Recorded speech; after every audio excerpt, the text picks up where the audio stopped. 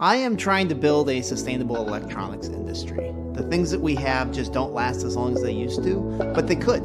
Every time a new gizmo comes out, we take it apart, find out what makes it tick. We need more engineers in the world. Engineers make the world better. They're designing the systems that keep the world working. So that's why I've been involved with IEEE-USA, is I want to see more kids get excited about engineering. We are working with IEEE-USA to create a world where repair is normal again.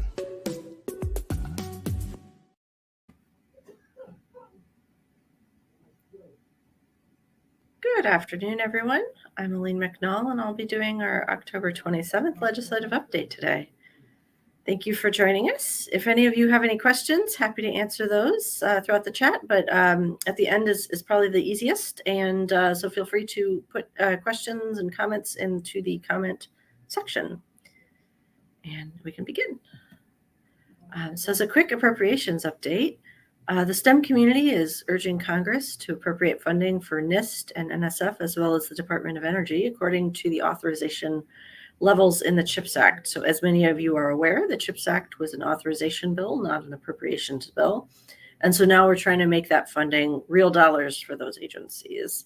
There's a big push by many of the professional societies and universities, as well as much of industry.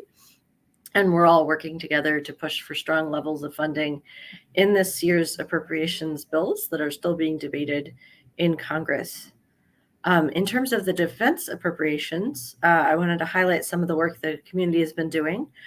So for FY23, which is the current defense bill under negotiation, we are hoping for the defense science and tech accounts to be at least at the Senate level of $20.5 billion. We're looking for increases in the Multidisciplinary University Research Initiative, or the MURI program. Some of our members are very familiar with this and helped found this program. So certainly wanted to highlight their work and their efforts in building up this program, and just to let everyone know that we are hoping for some really strong increases in that program. There's the Senate's $13 million increase for the Minerva program. Again, many of our members are familiar with this one, having worked on it. The Senate's $20 million increase for the Defense Established Program to stimulate competitive research, or DEP score. Again, this is one of these competitiveness programs, but also the Senate numbers tend to be better than the House in this area. And so we are pushing for Congress to include the Senate numbers in the final bill. The Senate's proposal for Space Force University Research Initiative, which is at $100 million, and the Senate's proposal for the Defense Research Sciences programs, also within the Space Force, at $100 million. The Space Force is the newest entity within the Department of Defense, and so we are looking for strong levels there, and then also balancing that with the other defense S&T programs. Defense University Research and Instrumentation Program is another one that we're advocating pretty strongly for in this year's defense appropriations cycle. These bills will likely come out in Congress in December once the CR is the deadline is nearing, and so we look forward to continuing the process of negotiating with Congress on all of the appropriations bills. Defense research has always been one that we've supported. Many of our members, of course, work in the space, and those levels tend to be lower. And so we're hoping for an elevated defense research budget within the overall defense budget as a whole. And then looking at the NIST and NSF numbers as well, since they were authorized so much in the CHIPS Act. They received such strong numbers in the CHIPS Act. So we're hoping that those become real dollars for those agencies, as well as the Department of Energy. Speaking of defense programs, the National Defense Authorization is underway in terms of being debated in Congress. Quick update there. The White House is seeking to add a few things to the Senate negotiations. The House will eventually conference with the Senate, but the Senate is debating at the moment. So the White House is looking for more aid and more funding for Ukraine, new nuclear missiles, as well as military construction funding, and then visas for Afghans is also a priority for the administration. The negotiations, as I mentioned, are ongoing between the House and the Senate, and of course the White House is weighing in.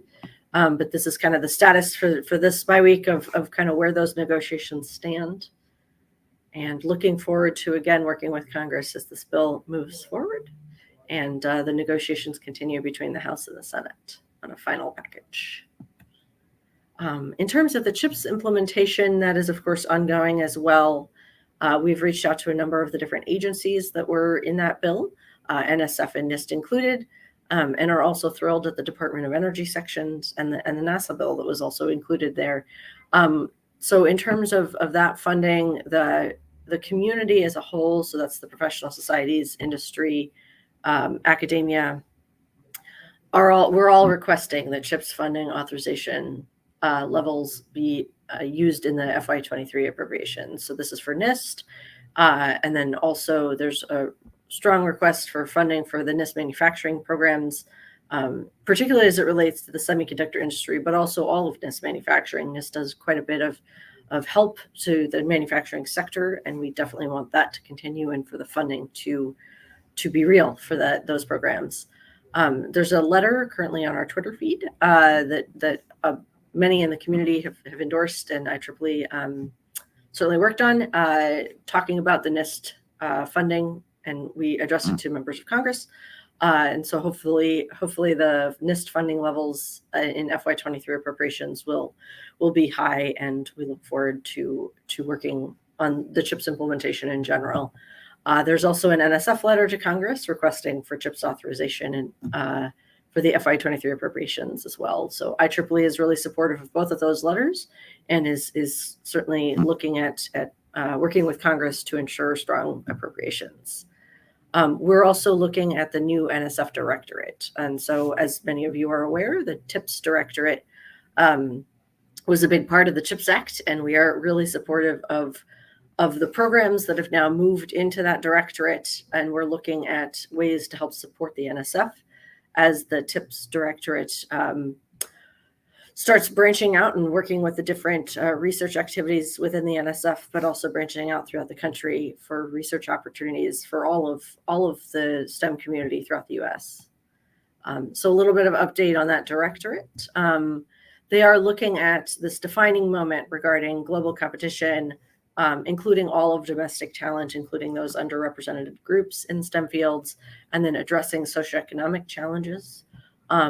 They are well aware of the evolving research ecosystem and are trying to balance kind of the needs of the NSF in terms of providing research grants, but looking at that in the context of this evolving research ecosystem as it relates to global competition and socioeconomic challenges. The CHIPS Act, as many of you are aware, authorized $81 billion for the NSF and specifically $20 billion for TIP. So those are the levels, of course, that we are advocating the Congress appropriate. In terms of the TIP directorate, they're looking at the horizontal enhancement of a lot of use-inspired and translational research. Many of you are aware of the research and related activities that NSF funds and the grants in that directorate. And so the TIP directorate is looking at the use-inspired aspects of the research and related activities, as well as the other directorates, and is looking at ways to enhance and expand on the translational research. The realigning of investments of programs, including I-Corps, Innovation Pathways, and SBIR, STTR is another focus of this new directorate and the staff of that new directorate. The innovation and tech ecosystems, so the Convergence Accelerator, emerging technologies, regional innovation, and experimental and entrepreneurial learning programs are all kind of under the domain of the new directorate. And so they're looking at ways to enhance each of these different programs. And they're also looking at the partnerships and foundations, so accreditation partnerships and that sort of thing across the United States. So IEEE is really looking forward to working with the new directorate, the staff of the new directorate, and looking to help kind of promote their funding opportunities to our members throughout the U.S. And certainly look forward to increasing kind of conversations about that with our membership in the different geographic areas. A quick update, as we've talked about in previous legislative updates, the Department of Labor did issue some new rules about providing kind of a new definition for consultants. We had a legislative update provided by Russ Harrison in our office, so that is on our website. But I wanted to include a little bit of information in this legislative update as well. So the new test is referred to as the ABC test. It has provided a challenge to consultants, but as the new rules were released by the Department of Labor, those new rules actually ended up being fairly minor clarifications of the current rules. So the 2 points that we were looking at is that gig workers would be considered employees and adjunct faculty would be considered according to their contracts. So this actually does not have an effect on state law. And so for those of you who are faculty members who are concerned about this rule affecting kind of your relationship with your university, it does not look like it will have much of an effect. And the conditions for adjunct faculty would not fundamentally change. So we were very pleased at that and happy to answer further questions should any of you have them. Quickly, a quick update on open access. Many of you asked about this in the last legislative update, so I wanted to provide the answers to your questions in this one. So the House Science Committee did issue a bipartisan letter. What it does is it addresses the August 25th, 2022 OSTP policy guidance. So that guidance is available online, and it's called the Ensuring Free, Immediate, and Equitable Access to Federally Funded Research. What it does is it eliminates the 12-month embargo requiring immediate public access, and it requires immediate public access to publications resulting from federally funded research. So that does have an effect on the publishing industry. IEEE is certainly working with Congress to ensure that we can continue providing quality research products. The questions in the letter that the Congress sent to OSTP include how will OSTP work with the agencies, publishers, universities, and scientific societies? That includes IEEE. So they wanted to know issues relating to the coordination, support mechanisms, cost of publishing, the shift to the research, the cost shifts to the research grants, equity in access for researchers, proliferation of peer-reviewed manuscripts, and that sort of thing. Congress is also questioning how OSTP will address data challenges as they relate to publications. So obviously, OSTP's goal was to provide access to the data from federally funded research. But as it relates to the publication side of things, things get a little tricky for the publishing community, but also the professional community. And so Congress was looking at kind of ways that implementation of data requirements would work moving forward. Appropriations as it relates to data, the role of agencies in providing the public access to data. What are the formal rulemakings? How will government-wide definitions of data be moving forward? And then what guidance for data will the federal government provide, that especially for data that's not associated with federally funded research? So these are all ongoing questions. IEEE was very pleased with the bipartisan letter that the House Science Committee did send. It did seem like our kind of concerns at the initial policy guidance were heard by Congress. And so moving forward, we are definitely hopeful that these questions, that OSTP will answer these questions in a timely manner. Happy to answer further questions should any of you have them. But this ends my legislative update for the day. The next one will, of course, be November 10th, 2022. And happy to answer questions for any of you that are out there and wish to ask them. Oh, I see a number of them in the chat. Let's see. Brendan Godfrey asks, could you say a bit more about the new nuclear missiles requirements by the administration? I don't currently have much more on that. I think right now they're just looking at enhancing our technology and our tech capabilities in that area of defense. But I can certainly find out more, and we'll update you all in the future on kind of as these bills move forward. Certainly happy to see if we can learn a little bit more.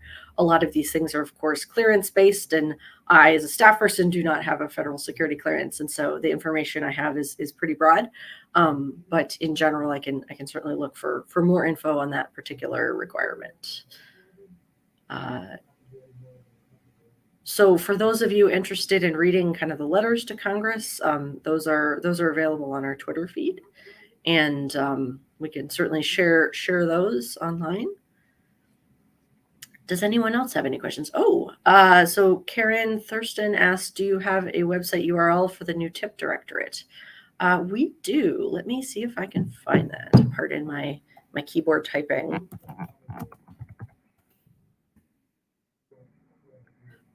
So it should be under the NSF, so nsf.gov. It should be /tip.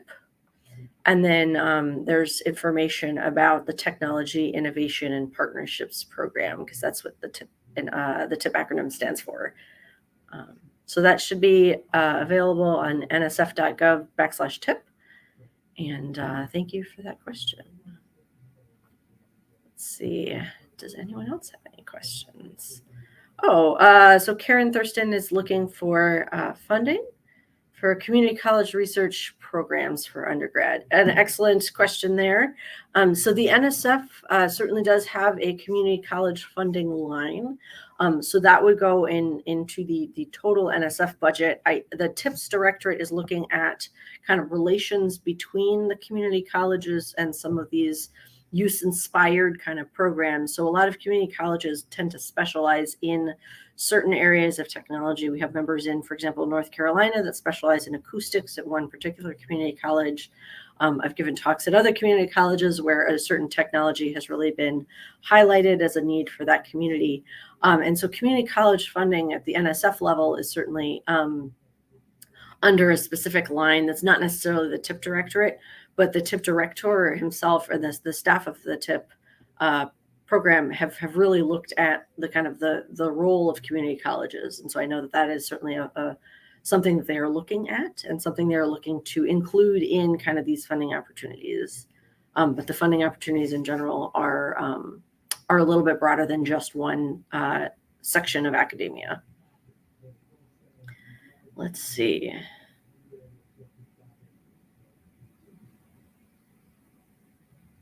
Oh, yes, the Smart Campus Research Project. So in terms of investing in Smart Campus Research projects, that was actually one of the things the NSF was hoping to do with the TIP directorate. So please continue to look on their website would be a recommendation I have. But they should be posting kind of opportunities for funding as it does relate to Smart Campus. That sort of thing will be posted on the NSF website. Thank you for that question.